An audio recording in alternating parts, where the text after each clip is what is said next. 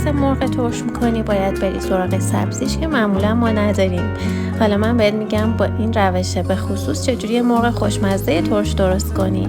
مرغا رو که با زردچوبه و نمک مزه‌دار کردی سرخ کن، از ظرف خارج کن، تو همون روغن پیازو که یا رنده کردی یا خیلی ریز خورد کردی تفت بده، یه کمی هم بهش زردچوبه اضافه کن.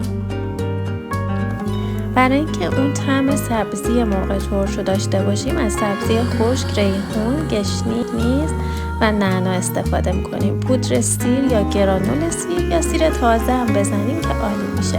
گردو آسیاب شده، رب انار، رب گوجه، اینا رو در حدی که مخلوط بشن هم بزنید، زیاد حرارت نبینن چون گردو و نعنا در اثر حرارت تلخ میشن. حالا مرغ سرخ شده رو برگردونین، آب بریزین، فلفل سیاه، نمک، درشو بذارین که بره بپزه و جا بیفته. نوش جان.